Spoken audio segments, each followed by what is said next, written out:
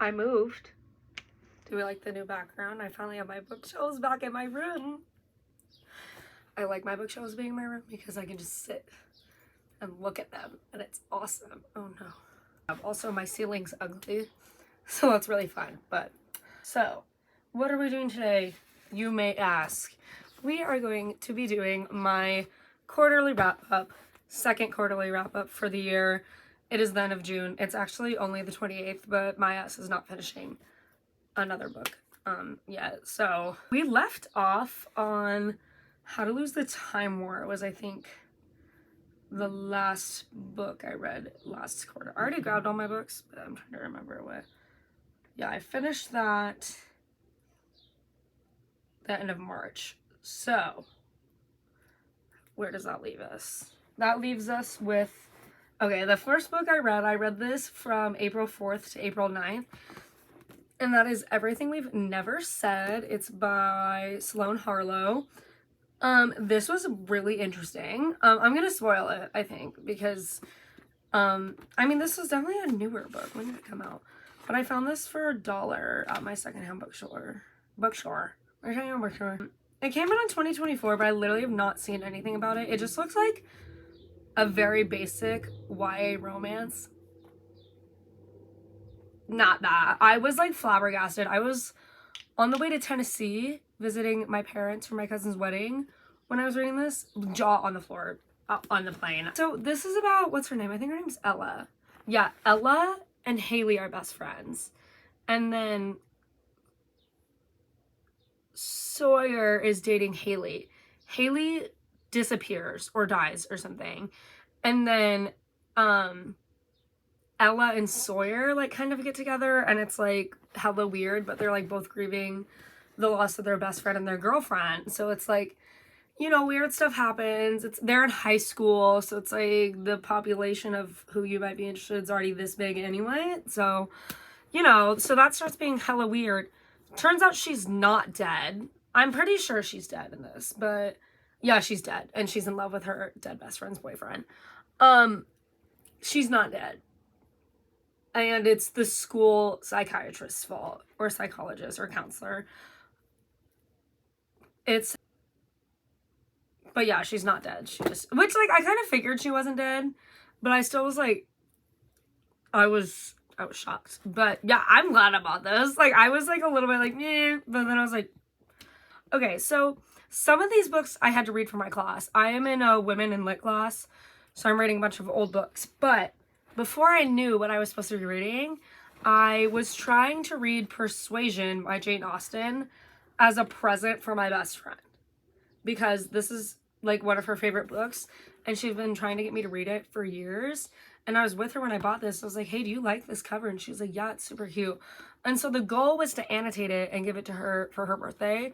But I liked it too much, so I didn't give it to her for her birthday. By the way, I ended up buying her a different book, and she never got me a birthday present, so. But if you don't know, this follows, what's her name? This follows Anne and Captain Wentworth. They were like engaged, and then her like mother figure, her mom's dead. Her mother figure persuades her to end the engagement because he like doesn't have a very good social status and he doesn't have any money, and like he's like, I will have money one day. And then said mother figure's like, that's not enough. So Anne ends the engagement. This is when they confess their feelings for each other. There's all of this, and then we get to hear. I'm not gonna like go super into this, but I will read you my favorite part of the letter that Captain Wentworth writes for Anne. Actually, the whole letter is good. And you know what's funny is I don't find this book particularly exciting, but like imagine being engaged and then you break off, and then 8 years later he comes back. Like 8 years later. But yeah, anyway, I didn't have to reread this for class, so I'm ahead on the reading for class. So this was good. I don't read a lot of classics or old books, which is half the reason I'm taking my women in lit class. So, but yeah, that was good. Really loved it. I think me and my best friend are gonna get a tattoo for it. Except neither of us can figure out where we want to put it, so that's our big stop right now. The next one I read was Funny Story by Emily Henry. I give this 5 stars. I'm not the biggest Emily Henry fan. I hated Book Lovers, low-key. I need to reread it because that's an extremely unpopular take. Yeah, did not like Book Lovers. People We Meet on Vacation was fine. Beach Read was fine. Happy Place I liked. I think I give that 4 stars. But this is her best book, in my opinion. Again, I want to reread Book Lovers because I did not like that book, but that's like everyone's favorite book by her. So that might be a skill issue on my part. But if you don't know what this is about, what's her name? Daphne and... Wait, what's... Peter. Daphne and Peter. And so Daphne... her fiance Miles, wait, no, his name's, no, this Miles is who she was with. Wait, no, Daphne and Peter were together. Petra and Miles were together. Peter and Petra are childhood best friends. And then Petra's invited to Peter's bachelor trip or whatever. And then she's like, I have feelings for you. And he's like, I have feelings for you. And then they break up with each other. And then Daphne moves in with Miles. If that makes sense. And then obviously Miles and Daphne end up together. There's like this slight fake dating trope in here. It's funny. Because they like get an RSVP to Petra and Peter's wedding. And they're like, what? Why would we go to that? That's horrendous. Anyway, but they end up together and it's super good. Neither of them gave in too quickly, which is like, that is pretty high up on the like what needs to be good in a romance book for me. Is like, if you give in before page 100, I'm gone. I lost interest. I'm over it. Yearning and longing is not part of the story any longer. I also liked like teeny bit of the fake dating trope because they're like, yeah, we'll come to the wedding and we're dating. And they like post that they're dating and it's just funny. And also, Miles has like a super messy family and Peter doesn't. And it's like, and then she also has a messed up family. And so that's like part of the issue she had with Peter. And then like Miles can like relate. And then he has a super messy little sister, which is fun. And she comes into the story. But yeah, I think this is Emily Henry's best book. Also, this is the UK cover. Everyone say good job, Megan. Look how cute it is. Look at it. Like, they ate that up. But I actually have all of her UK covers. They're right there. Ignore Priest. We don't need to look at that. Also, my bookshelves aren't totally done. I need to put some stuff up here. And I also don't have my Darker Shades of Magic trilogy at the moment. My dad stole it from me. And everyone's like, what'd you get your dad for Father's Day? I was like, I didn't get him anything because he stole my books. And by stole, I mean I willingly gave them to him and he hasn't read them fast enough for me. So, okay. The next book is the first book I had to read for my class. And we're going to have a little story time with this. And I know all of my friends and family watching this, just tune out because you know exactly what I'm going to talk about. We're talking about Roxana by Daniel Defoe. This book was published in 1724. Right? And it's about a woman and she like, her husband like leaves her and she just like give up her kids. Well, she like kind of gives them up on purpose because she's like, we're all gonna die if we don't eat. So, anyway, it's actually really good. Daniel Defoe did a really good job writing this in my opinion. Very difficult to read. One, because no chapters, just straight up paragraphs for almost 300 pages. Right? And then they also like try to keep the original writing and like spelling and punctuation.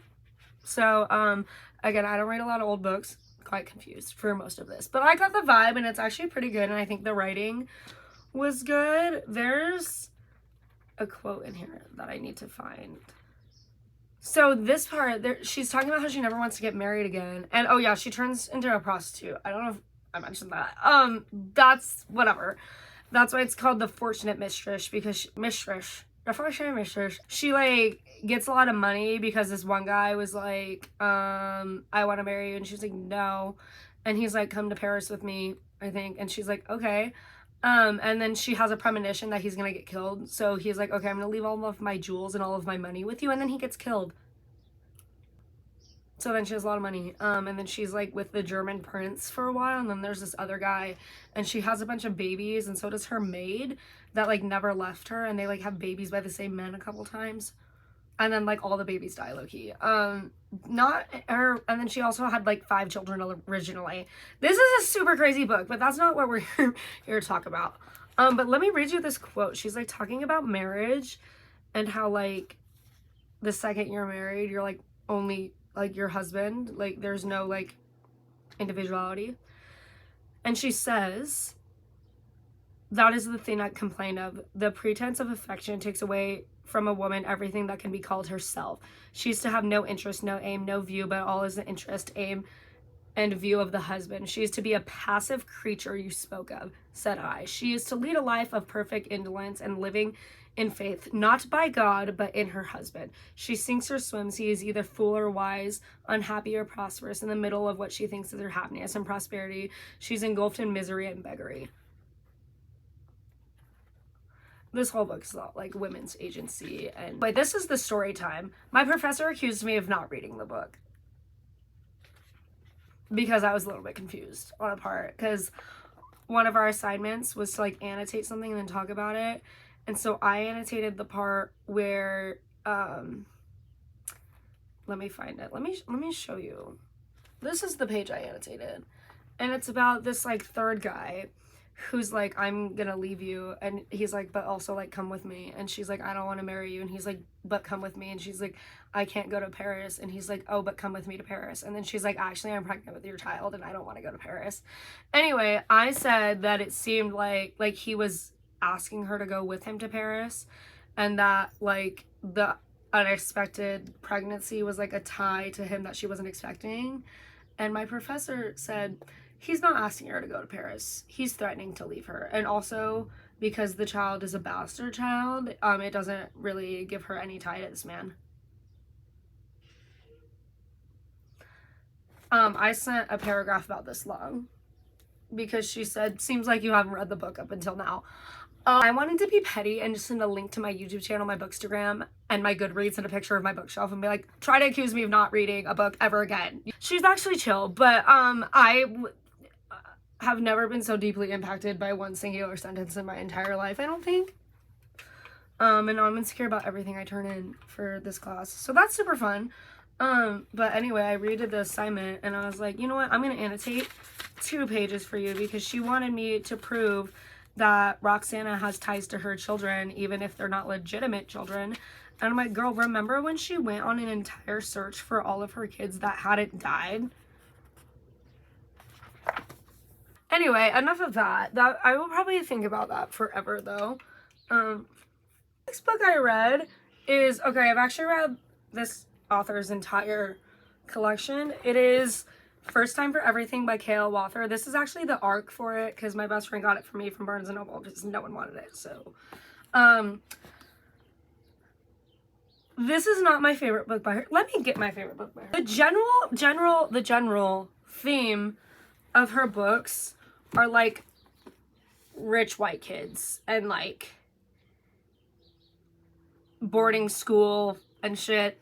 Sorry, I'm trying not to say bad words. Summer of Broken Rules was her first book. What Happens After Midnight, second. Maybe Meant to Be, While We Were Young. First Time for Everything. These 2 I have not liked very much. This one was like, I talked about this in my first quarterly wrap-up, obviously. Why are we talking about Tesla? No, you did not sign the Declaration of Independence. On your day, you skipped school, you freaks. Did not happen. My issue with this one was like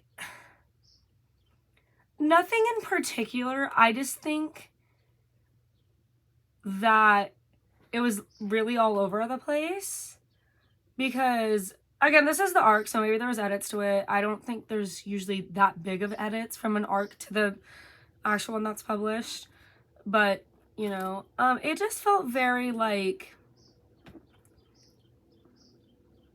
the main character was a little bit annoying because the premise is that her brother is getting married and then the fiance is like, will you be my bridal party? And she's like, I don't want to do that. But she does it anyway. And then she's younger than all of them. She's like 17. They all find out that she had never like had a boyfriend or kissed anybody. And we're like, we're going to find you a man. And then she dates these like 4 people. This one was definitely my least favorite. And then this one was kind of boring too. But these 2 were so good. I need to reread this. My biggest op with her writing is it has a lot of pop culture references, but also these are YA romances, so I usually expect that nowadays. This one is definitely my favorite one by her. They're at a boarding school, and it's like these twin brothers, and then their best friend, and then this other guy, and it's good. And like I read these 2 like around the time they came out. I read this when it came out. Got this literally the week it came out. Obviously, this is the art. And so, like, I was just so, especially after this one, I was so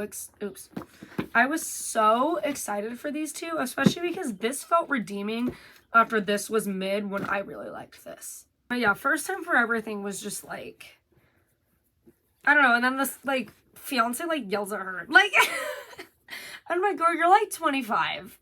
She's 17. Like, get a grip. Anyway, like, it's a whole thing. And there's also this like weird part where his ex-girlfriend and best friend like confesses that she's still in love with him, and then it just like doesn't revisit that really, because he's like, no, I'm gonna marry Katie anyway, sorry shorty.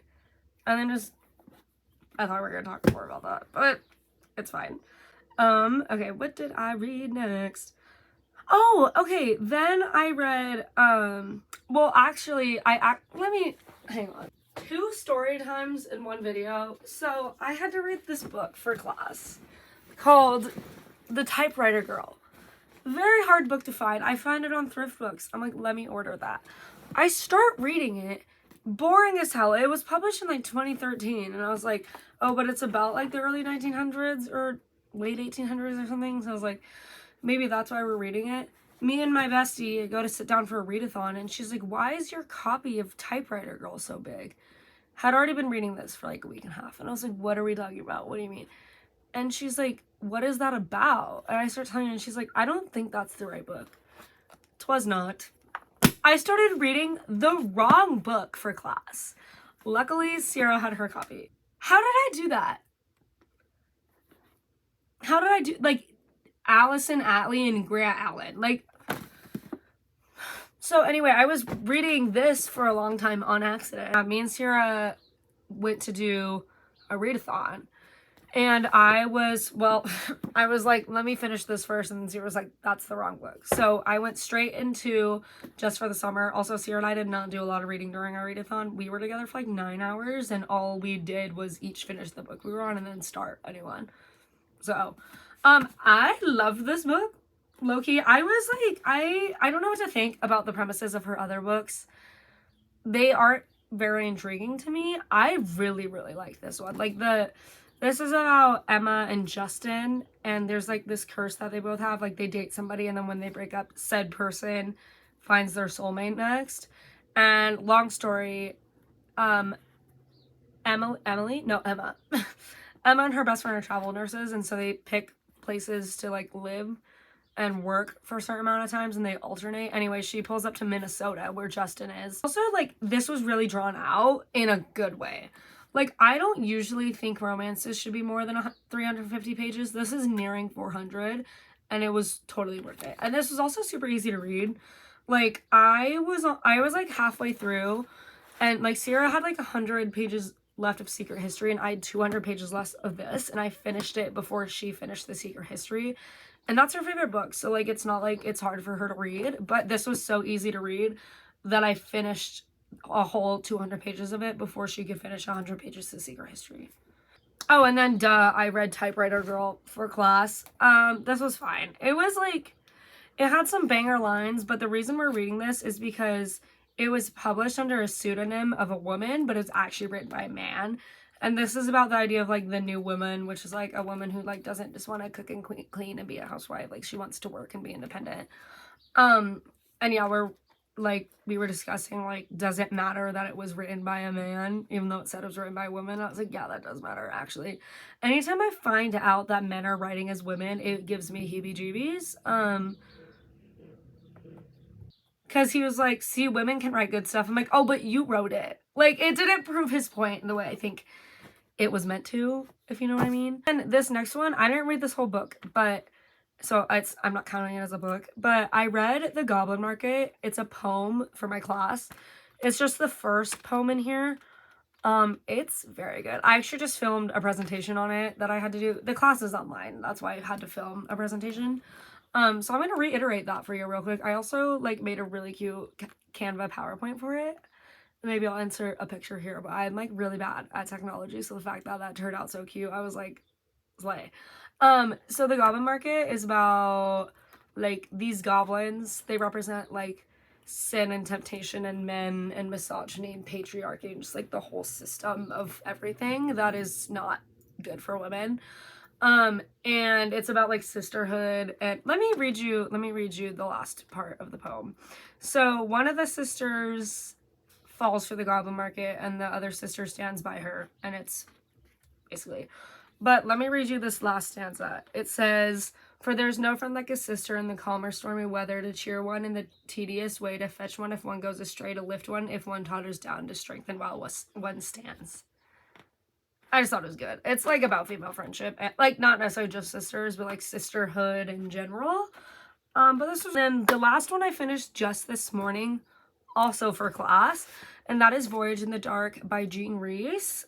This is about an 18-year-old who dates an older man, and she also just like, she grew up in the West Indies and then moved to England, and she just has like a really hard time with white culture. She is white, but she like grew up around black people, and she like even talks about how she envies one of her childhood friends who is black, and like how she can never explain to somebody that she wishes to be black, which honestly like wasn't a major theme in this book. Like it was talked about a couple times, and like her stepmom was like, oh, you always wanted to be like the black girls, but like it was kind of crazy. Like I was like, what an insane thing to say. But yeah, she's like also like an alcoholic and is like sick all the time. And it's a little bit, I couldn't really tell if she was sick all the time because she was sick all the time or because she was drinking a lot. But oh, there's actually a banger line in here, and I literally wrote next to it, nothing ever changes, because it reminded me of Driver's License by Olivia Rodrigo, because there's the part where she's like, I imagine I'm driving home to you, and she said, I walked along imagining that I was going to his house and to look on the street and ring in the bell. You're late, perhaps he'd say. I expected you before. It just reminded me of Driver's License and her being like, yeah, I'm pretending I'm driving home to you, imagining I was walking to his house. Like, yeah. When was this? When did this come out? Also, apparently this is like kind of an autobiography moment, but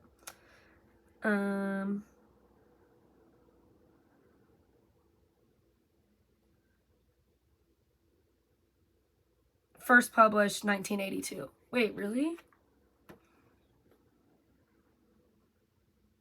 Wait, didn't she die before then? I don't know. Anyway, yeah. So didn't do a whole lot of reading this quarter, but also I spent a million days with this, and then I was reading the wrong book for like 2 weeks. So, you know, things happen. People make mistakes. Only I would make that mistake if we're being so honest. It's books. I'm on book. I'm on book 23. Wait, that doesn't seem right. Oh, because I had winter break at the beginning of the year, obviously. Anyway, but yeah, so that is my quarterly wrap up. Hopefully I read more. It's hard with the summer class and having to read a lot of stuff that I'm like not necessarily into. But yeah, I'm technically ahead. So let's see what book I have to read next. I don't think I have to read a book next. I think I have to watch a movie, which I'm like not into watching movies, so that's annoying. Little wrap up everything I've read since April, but help me.